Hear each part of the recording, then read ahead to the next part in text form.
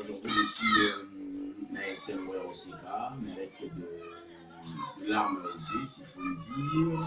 Mon cœur saigne profondément. Pourquoi? Parce que les sentiments reçoivent les Oki. Dis-toi qu'il y a des autres mots des Oki. Parce que pas si, écoute, Ratine dans mon thème. Je ne suis pas seul, je suis avec mon invité, en droit de Tanga. C'est avec lui qu'on va essayer de parler, mettre le point sur le yeux, noir sur blanc, comment ça s'est passé. Et est-ce que les Andingés sont au Kalissa? Est-ce que les Abondés Batouba Oloba? Est-ce que on se pose beaucoup de questions. Hein? En tout cas, tout dans la poto, vous en confinement, en tout cas, restez chez vous à la maison. Déjà, de demain, ça commence, ça sera le pire. Hein? Mais ça sera le pire. On ne va pas parler de ça. Directement, avec mon réalisateur, Cheikh Moukadi. Permets-moi de inviter Nanga, tout sur la bière.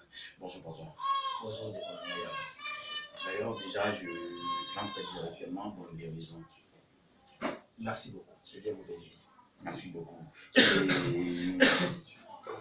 Et on va aller directement, on va la question, vite, attends, je ne veux pas vraiment aller aujourd'hui, papa est là, le 20 février. J'étais avec toi tout à l'heure pour rendre la visite. Et le 21 février, vers 14 h, vous étiez enlevé à Kenar Nawabi. Là, il peut écrire. L'inspection générale à la police, il y a mon général Kasson. Très chers téléspectateurs, vous êtes là pour nous suivre. Merci beaucoup. Question déjà presque là pour moi. Pourquoi pas pas faire? Moi, je ne sais pas. Je ne vais pas me la question. Mais non, on a la question. Il y a une grâce et une qu'est-ce qui a fait que il y a un enlèvement, mandat de comparaison, après mandat de comparaison, après mandat d'arrêt. Mais la monnaie aux criminalité, évangéliste, journaliste, expliquez Bissot, on va pouvoir la question de comment on peut monter. Je suis surpris parce que l'arrestation, il y a une interpellation qui est une interpellation, la police n'a interpellé une laïté, mais à Kanga qui va d'une manière puisque on venait pour y avoir raison. Il y a un Congolais, dans le cadre de la présidence de la République à Monabiso, Azalaki très lésé. Beaucoup il y a une émission où ça va dans les journalistes. L'émission il semble-t-il au propos d'Abisso les acquis dans le cadre de l'émission. Mais ça qui est à après ça, je ne sais pas, ce gars Funda, toi, après ça, ordre, et puis ça m'a été arrêté, puis c'est un peu ça. Congolais Mongo, à Fundio, à Kanio, à Levé, on il n'y a pas de précision. Est-ce qu'on y va quand même pour longtemps? Parce que on a été, depuis que l'on a été. Il y a certaines personnes. Vous savez qu'un avocat n'a été dans la clinique à tout moment, il n'a pas essayé de mener en la démission, je pense qu'on comprend. Mais c'est pas à l'époque où Makambo était où le gars de quoi ça en église dans la corridor, on a eu au maximum qui ça a eu moins buzz d'internet, ça c'est on voilà. Bon, s'il faut calculer peut-être le temps, on comprend que majeur Makambo il va bien circuler, il y a un la buzz. Mais buzz d'aller plus psychologique, la plus antivalaire, en fait, ça nous sert à en expliquant un peu les antivalaires, où c'est aussi bon, on va saluer, on va faire. L'année, on va créer, on va mettre pourquoi il s'appelle du Manamaro. C'est fait que, dans la tournée, on va voir. Et tout à coup, il y a Olongwa, où il y a contre les antivaleurs, il y a pasteur, il y a évangéliste, il y a apôtre, il y a docteur, il y a bishop, qui basculer dans la politique, aller plus loin, il y a comme la présidence, c'est des choses différentes, moi je ne comprends pas non plus. Hein. La présidence, c'est une église, il y a un rapport. Non, je ne sais pas. Comment des quoi, ils ont surquillé dans 4 émissions. Ah, ok. Il y a un monde de salaire qui est et comment des quoi, ils ont qui les a dit non, non, il y a beaucoup de temps, c'est vrai, il y a beaucoup de temps, il y a beaucoup de 12 fois, il y a moyen, c'est la mois 4 sur les 3-4 jours dans la prison. Peut-être que la Lorena va apprendre. Puis, c'est moi qui a sa vidéo, on a présenté hier la personne qui le faisait pardon, la famille, pour la présidence. c'était comme ça. Et puis quand on a fait ça, bon, eux-mêmes ont compris que quand même je suis un serviteur de l'Internet, aussi ma banque pardon T. Au niveau de la média, c'est pas bon. On va dire parti qu'on a 5 banques pour les c'est pas facile. J'ai beaucoup de déconnexion, j'ai pas qu'à évangéliste. Et Roger va quand même l'émission, en tout cas parti où évangéliste c'est long à 5 émissions pardon.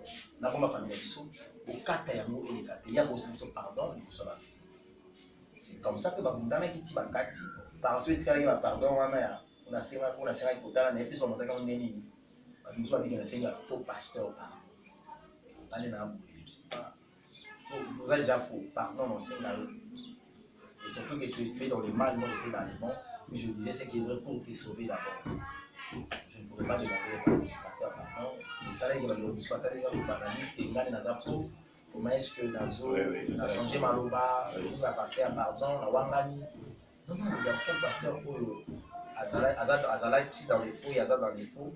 On a changé Maloba. Pour y changer là, pour y avoir Nani.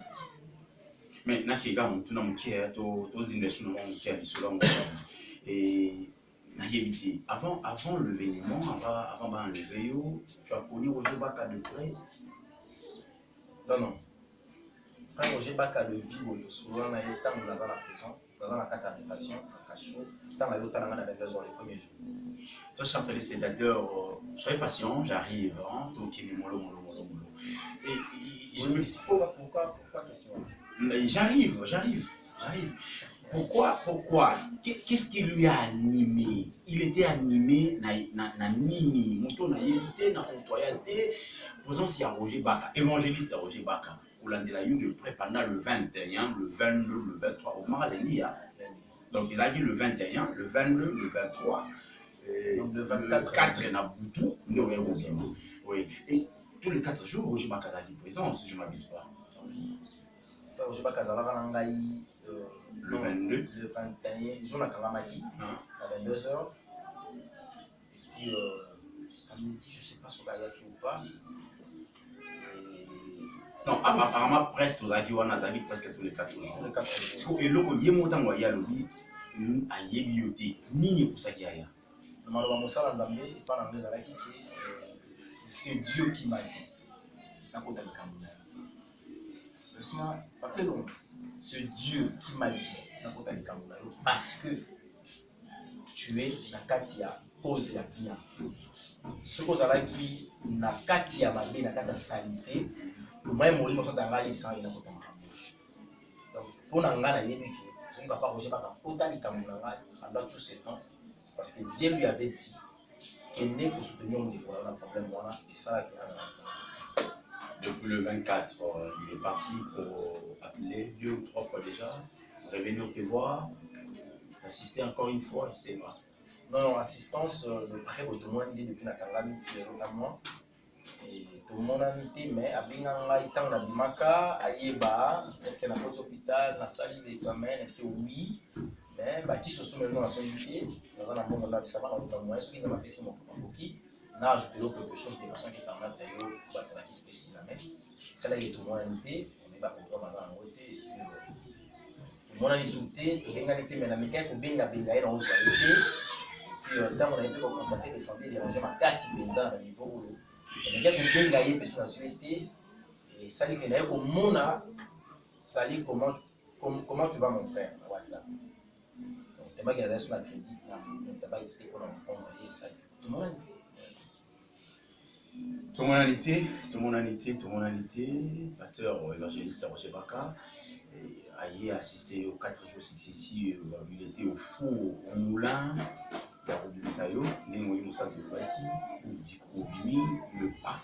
il est parti s'il faut le dire le rôle à mon pépé dans 2 heures des heures mais à la canne à mon pépé ça va nouvelle il y a Roger Baka tout ça dans mon pépé les loyaux non on a mal à côté de la Roger Baka mais non on va pour tout le temps mais tout côté à mon pied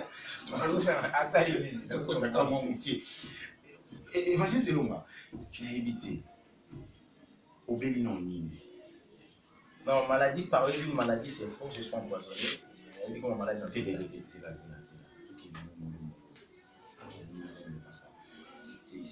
c'est la question question de la vie ou la mort. Ouais, je sais. Oui, maladie, vous en empoisonné. En tout cas, en maladie, ce qu'on maladie, c'est en beauté. Test de la salle qui a poison dans cerveau. Ben, la poison dans nous, on est en maladie. Comment c'est de m'expliquer? En fait, je ne sais pas comment est-ce que poison continue dans nous, mais depuis la bimaka, l'arrestation dans l'aïe, la douleur, hein, la douleur a éliminé.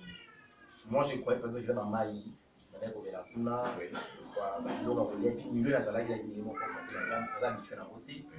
Il a obligé à faire l'examen, et puis il a fait ici, il a fait à un niveau, et ça, il s'est fait que douleur, ils ont continué, et malaise dans la vie, aussi là qui, même le stress, on a j'ai été plus stressé, et si là qui, mais les boulots continuent. Il m'a envoyé ça là, mon les autres cas. On a eu ça là, et tout. Dans votre cas, il commence à un certain niveau, et Kati, c'est le quoi, ils ont bien nous passi après passi il me remet monte. Si évoluer, là même ça madame comme ça c'est nga mon na comprendre je me sens pas bien. Oh il m'a amis. Il y a comme une coupe de là qui s'appelle l'hémorroïde. Et puis constant ils allaient kaka na okonda kaka. Nazo maigrir kaka, nazo maigrir. Banalise pour monter bandite aux hémorroïdes puis ça va tenir à l'épaule. Donc, qu'est-ce que je dois faire? La première des choses, il faut que je sois hémorroïde. Bah, qui va traiter moi? Dans ce qui s'est hémorroïde, on a 1 litre de l'eau. Et l'eau. Nous, ça va analyser la vie. Non, non, c'est trop. Après tout, c'est mon corps. Nga moko na komi koza condition que est-ce que ça empoisonné? Si fait qu'il y a bien qui est bien dans le cadre de son anga, il y a un problème. Il y a moi le mot fait que tu as sur la route, il a exposé problème là.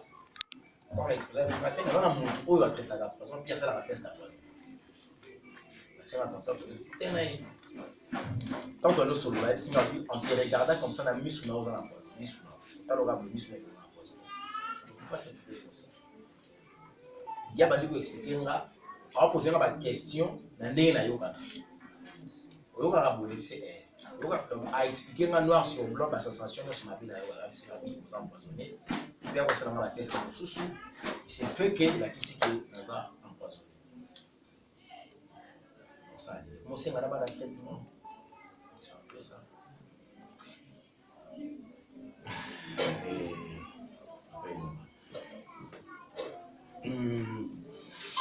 Aux environnements minimaux utilisables, le salaire il y a environ 2 ans.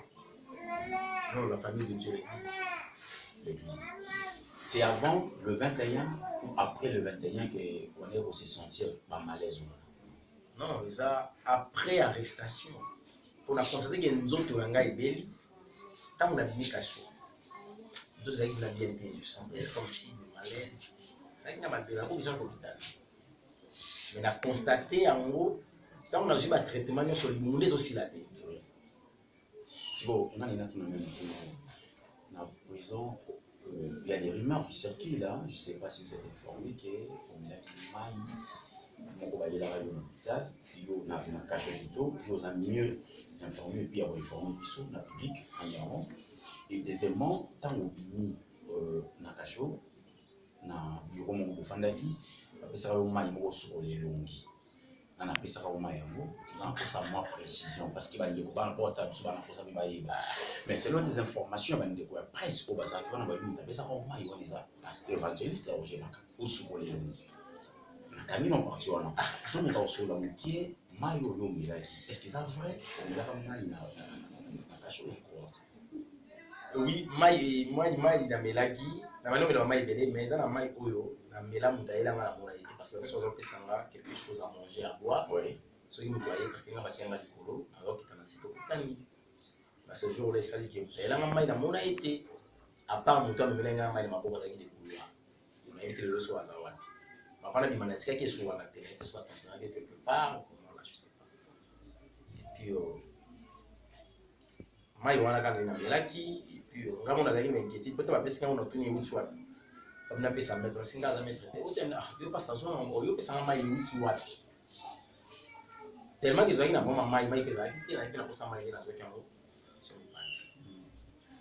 avec le temps obligé au mina c'est mina qu'on penga mo côté za place sur zo banga de soki mai wana ndizaki mabe soki projet za na mai wana c'est ça fait na moussage soki que mai wana zaki empoisonné Évangile selon moi, on a évité hein, on a genre poison. Moi je sais. Madame, comment la moi passe par là, nous ne sais pas vous. Moi je sais pas. Poison, ils en ont pas début pour eux. Ils ont quand même d'autres. Nous sommes à mon on a dit non poison, ils s'allient autant de jours dans d'autres. On a savoir un mois. Un mois au Kenya qui kuna si les lots, ils s'allient déjà pour déjà des bouts qui ne vous savent ça teste à moi. De l'eau des hommes, le vous avez le 7 ans, je crois. Donc, au Sagan, le 25. Ouais. Au Marie Cachot, le 24. Donc, sûrement, moi, je confirme, c'est là l'analyse, tout ça, ici, pour que je puisse avoir la prison. C'est d'accord. Ouais, parce qu'à l'heure où il y a prison, avant, vous avez bien, après, vous sentir la douleur, il y a une étape pour eux, et puis pour eux, vous avez un mois. Mayoyo Roger Baka apesa ki évangéliste Roger Baka apesa ki osukole zaki mai mo zaki normal au moins dans des zaki mai normal non zaki mai parce que zaki nelongi à stress fait ma salle d'émission et qui pourrait demander je pourrais demander le pardon de ma des quoi zaki lésé puis mai zaki juste kana sukole c'est ça mai là sur est-ce que Fatima apesa yo mai vraiment na osukole ka elongi on peut se mai osukole de côté ma cache au plus mal mais il faut plus mal sur les analyse on ça non il est stressé là sur les longues a pris soin et puis là ça l'émission dans la propre c'était ça peu importe il y a des longues à stresser mais pour ça ils ont la carte ils ont à quel niveau ils stressé et l'amour là tu les attaques na stress pour la même on appelle les outils il va changer la bande on a dit pas c'est ma chemise de Maxime on a moi pour le moment na bisa bio on a dit tout la vie là nous sommes pas pensé au bureau pour te dire pas nous vivons mai va peso sur les mai wana va taper ni sur pour taper na mungu pour taper na matoi ezaki non pona nini ezaki pourquoi il fallait qu'à va pesa kama mai je sais pas en fait tout ça banalise hein banalise ouais bande ko mi ba ko ça analyse ici comme on nga parce que ngai personnellement na sepeli na mai wana ti naza clair naza contre les économies basées selon l'évangéliste Roger Bakate mais il y a certaines choses il y a certains actes autres kozaka et cause à l'avantage pour moninga et cause à désavantage pour nous tantôt ça banalise ici koyo ce qui pose un mois sur le melaki mai poison wana na mai té je crois pas que ça les a climatisé voilà caché la liste climatisée est-ce qu'il y a simbani poignet est-ce qu'on se pose beaucoup de questions et dans la place où mai ma poison ko rapide les agina ndela mai wana soit mai oyo asukola ki lo nyote na bongo parce que évangéliste Roger Baka soit mai oyo ekotaki na prison entre les deux ton auto ça analyse ils ont juste analyse to condamner à mon côté très chers téléspectateurs to condamner mon tout ça analyse en tout cas vous tenez on a regardé tout ça analyse où ils a clair parce que ils a vu papa oui s'il vous plaît je vous permets analyse en montre le monde comment ça la non on a sali des analyses papa na comme na niveau ni est-ce que depuis que vous êtes séparés avec l'évangéliste il vous a appelé combien de fois et puis ça la nzambe za place bien ça la nzambe za place oui ça va comme ça va être sur 2 semaines abenga ngamba zo téléphone ngeso Fabien moi vous akomela na message que on a monaka na télévision ça ozo ya bangate TV kosa quand on a mon message ndena bali ko na mon ya benga na yeko benga ye moko ndiko kanga yambi non na tene ke voice c'est mama na ngai non une comment est-ce que comme niveau lo baki o mona ke za ozo pour et lo bana za bien na bo ya mbaye OK dans ce temps il y a bien je sens il a ça qui appelle moi dans ce moment je suis en prière. Dans ce moment je suis dans une émission ou des émissions. Dans ce moment ça peut se faire que je sois en famille. Voilà, aujourd'hui koyoka ndenge yokoyoka omaniola makambo na lolenge na biso mpe toyoka ndenge tokomaniola molenge na biso kaka papa na njera gardi na kiliaki ya queen mobali ya bato atela aujourd'hui soki oza lisusu te tu ne plus ça tes petits enfants bana bana na métier okotika bango si facilement bongo te baza bafele de terre poison eza lipa nango ba te en tout cas balobaka nayebi te kote na biso tolobaka soki omoni ndoki bela noki aba mongo mokufa maintenant mais soki omoni ke moto aza ndoki belela embaa moko kozela te ekoma tard pour le bateau non ezalaki boye ezalaki boye donc voilà très chers téléspectateurs tokende déjà vers la fin de l'émission tous ces émissions oyo etika na question moko totuna rapide papa elonga lelo oyo soki omonisa bato nyonso bakotala yo mpona poison d'abord omoni états-unis par rapport à ndenge ozalaki liboso na sikoyo maintenant ça va non continuer comme maigrir souci na ngai ya wana non récupérer te au contraire na maigrir kaka ntango lelo atali miroir esika mpasi ya wana nzoto atali nzoto na ngai ya malgré lisusu l'évolution ezali pourquoi parce que ntango na bali traitement avant yango bali osala basela bakayu après comme ntango constipation je vais pas y croire ntango bali traitement na sandi traitement continue nakomi kosala sele ya noir owapine bato tout noir nabengi tokesana mais papa sele nange komi mundu babisenga oui pose ezolima parce que mota malobaki nayokaki ye mais croire na ye asa pouvoir difficile ntango nakomi sikoyo kosala basele wana nga na comprendre te effectivement je suis en raison ebangisenga nakima mbango ntina ekokafi kutu naza na mbela résultat ezali batala na ntango mosusu ya endommage ngai une partie na nzoto dieu a fait parce que awa presque basalaki ekokafi ya rien namoka douleur aye mozo limanga na moto boyi sikoyo kobeta yango na madame koexplike ye soit koexplike comme parce que ti sikoyo baoka koseresizoa so wana présence na ngai baoka eteke nga mona oyebaki moto oyo akomosala sembla baosala sembla mais osentir te eza bien te bapasi mosusu na komoko bango koyebisa bango te nazoka po ekodérange bango kaka alors ça sera pas bon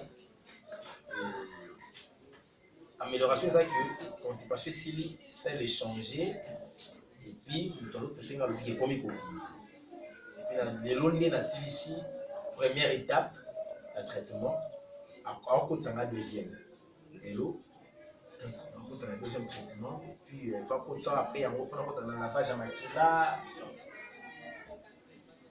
traitement ekokende so ba 3 semaines un mois donc évolution ezaka ke peut-être mais libumango moni amemani yango nasimbaki yango sensio déjà wana technicité na nazoba na bitu parce que nakomi naza miloba na biso tolia poison tofa te toleka bapayen toleka bachrétien kilolia donc otie na bino nga na osala expérience makambo ya nzambe moni nasalaka expérience koya nzela mapanga na nzela sambo ndenge nasala soki eza expérience nga nalia poisson moi kobanda ekuti moke ya komandola bapaster oyo bazosala mutu kutu leza boye soki ta pire esili basango nani bapesika poison soki ezaka bango bapaster so bazala bana problème bakoti yo boloko obimi balesi osu poison obangi bango mamondo oza wana yango nakomi okomi koboya totala na banga nzambe puis je évite le péché parce que yango nde ekabolanga na nzambe une personne ana aposa na ye te ya kosanga eloko te bapesi personne oyo naza yakoteka shonga oyo nabimi donc na paster te ce sont des humains baza bahumain nga na banga moto akomaka nzoto na molimo so bomikala nzoto otiki molimo osala eloko te epuis malheur na bango parce que bakoti na kati ya malédiction même baministère na bango ozoshite toza awa bapaster oyo bakotiki likambo toza awa ici juin toza na disation na olemba koya bamedia na bino te d'ici juin bobeta lisolo baeglise oyo wana ndenge obetaka lelo lisolo baeglise banani omoni paster me bango bakende awa nde yaye ezala epuis ye moko d'ici décembre tokunda ye soki aserepansion ye nani natanga rapide aussi cette émission sur Bono on après soki oyebi yo kotaka bakoma. Ça n'est fini pour aujourd'hui, très chers téléspectateurs. Vous êtes si nombreux à suivre cette émission. Je vous dis un grand merci pour tous mes amis mettants. Mais tous les événements, vous avez belé à l'émission. Nous avons appris ça biso paiement, appris ça biso makasi. malgré les autres dérangés, mon qui m'a tout le sur la mission. C'est fait tout sur la râle. On va dire après ma cambo. Tout le monde dit qu'on réalisateur, on s'en a massé, bin Noël, pas où tu as ma pression de l'émission Mosaïe. Très chers téléspectateurs, Église Wana est la première. Na koito wana, Église Wana.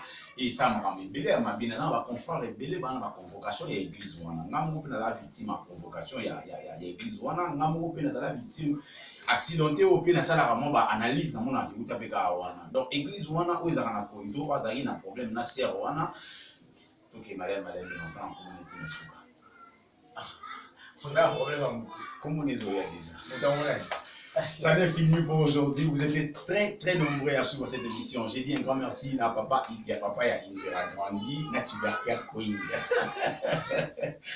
On va lienter là. Mon ami Gilles Orange, mon ami personnel, Mouskador Roblex, Niembo, Amantama Mobali, Laura la patronne. Élégance basique, maman bonheur, moi si y a battu, je t'ai sali. Et pourquoi pas saluer mon patronne, la patronne, Lidi Moutamba. La patronne. Basa za bébé pour y on tamba de mutasi makambo la patronne mbali moi c'est chic mukati et pourquoi pas aussi saluer Benamai les cops comment il fait les doigts tout utiliser mon kasi Binoël ya elonga na invité wa kwa kibu mpwani elonga ya foot ah OK elonga ya foot Binoël ya elonga je te salue aussi et je salue aussi mon ami je salue tout le monde qui nous regarde à ce moment, restez branchés dans chez Misso TV avec votre émission Police et Star et la combat analyse. Tout à l'heure, vous appuyez sur l'analyse, dans ça là, vous décortiquez ma gamme. Pour nous, la dernière évangéliste, c'est long, moi, je ne sais pas mon temps mes alliés. Il y a un peu de temps, on va poser la facette, comme ça, dans ça, nous, dans ça, dans ça, nous, je suis ça, ma bite pour encourager, parce que nous avons contre les anti-valeurs. Merci beaucoup, au revoir.